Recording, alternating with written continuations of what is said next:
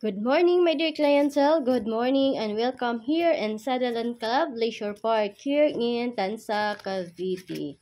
So, for today's video is magsa-site tripping tayo ulit dito sa may Belmont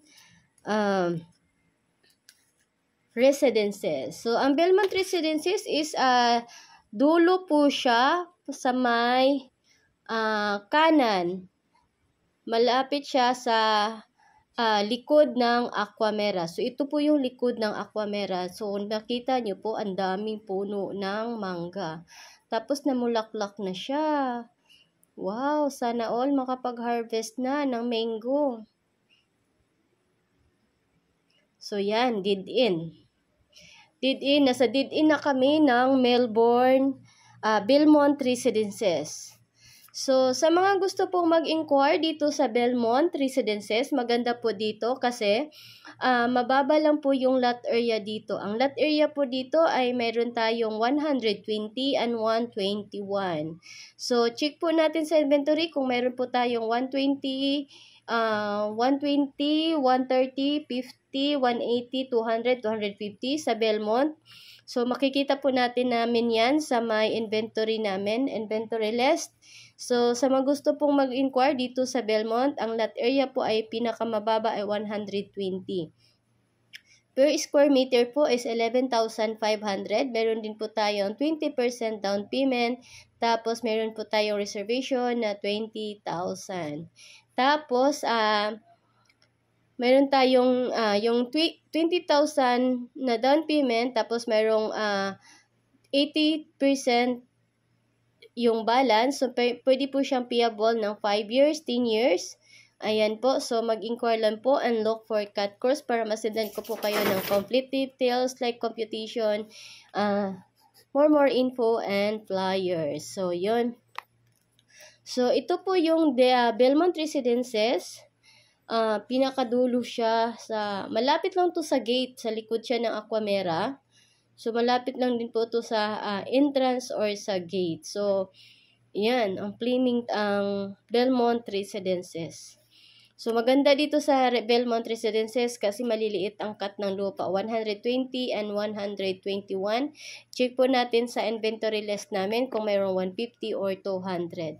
So, sa mga gustong mag-inquire dito sa Belmont, please PM and look for cut cross. So, aside sa Belmont, sa may gustong mag-inquire sa other residential villages such as Flemington Fields, Melbourne Grove, Chantilly Park, Delmar Promenade. So, dyan po ay mayroon tayong malalaki na sukat ng lot area. So, ayun no. Ang laki din ng Belmont, So, alam mo yung nag-taping kami dito, sobrang laki yung Belmont Residences. So, marami pa po ditong inventory. Please mag-inquire na kayo. We are looking for na mga investor or end user dito sa Belmont Residences kasi ito yung pinakamababang cut ng lupa, 120. Per square meter is 11,500. Napakamura po.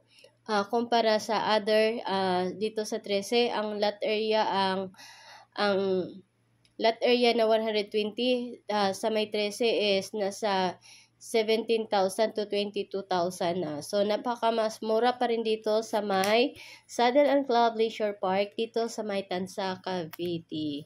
So, sa mga gusto pong mag-inquire sa ating leisure and commercial estates like Triple Crown, Aquamera, Saratoga, and Santa Ana Park, please inquire now and look for cut cruise. Sa mga nagtatanong kung mayroon pong Meralco dito or anong tawag dito, Meralco and water, mayroon na po. Tapos sa mga nagtatanong din kung mayroon ng nakatayo na bahay, yes, mayroon na po. Tapos yung mayroon tayong 2 or 3 na ongoing construction dito sa tapat ng Belmont Residences, which is yung Chantilly and yung Delmar and Melbourne. So, magkatapat kasi itong si Belmont Residences at saka yung si Delmar Promenade and si Melbourne Grove. Magkatapat sila. So, dito sa Belmont Residences, wala pa pong nakatayo ditong bahay. So, ayun, kung makikita nyo, super patag yung lupa dito. Ayun, marami pa rin tayong makikita mga Carabao or baka or flamingo. Yan. So, sobrang patag dito at hindi po bahain. Malayo po tayo sa baha kasi ang Tansa, Cavite is mataas na lugar na siya. At saka malapit lang din po ito sa may SM13. Yan, meron na pong SM Tansa din. So, dito, balang araw, magkaroon din po dito ng mall. Dito sa Saddle and Club Leisure Park, mga commercial, magkakaroon din po. Sa mga nagtatanong kung anong features and amenities dito sa Saddle and Club Leisure Park sa may Tansa, Naik Tansa, Cavite, meron tayong landscape entrance gate, guardhouse, perimeter walls, Mercury street lamps, yan, 35, 30, 25, 16, 10 meter wide concrete roads. Meron tayong electrical facilities, underground drainage system, centralized interrelated water system, elevated water tanks, parks and open spaces, community clubhouse with swimming pool, parking area, covered court tennis, basketball court tennis, yan, children playground, Santa Ana Park, asto, nasabi ko na to. Tapos, meron din po tayong clubhouse and tour patrons, terrace dining. Yan. Sobrang dami po. Balang araw magkaroon dito ng mga gift shop, camera control towers, fine dining restaurant, luxury suite, 160 meters and truck. Meron the barns para sa mga horse, dormitory and jockey quarters, Saddle and Club, commercial complex, magkaroon dito yung shopping mall, department store, and supermarket, provision for churches and schools. Mixed-use lots available for office buildings, specialty shops, fine dining and fast food restaurant, residential condominium, townhouse, banks, gasoline station, convenience stores, Percival. Ayan, sobrang dami po. Actually, mayroon na po itong proposed na mall. Sobrang laki para siyang, ano ba to? Or siyang Rockwell, ganoon, sobrang laki. So, sa mga swerte po yung mag-invest dito sa Saddle and Club Leisure Park, dito sa may Tansa, Cavite, napakaswerte nyo po. Kasi balang araw, magtataas po ang market value dito. So,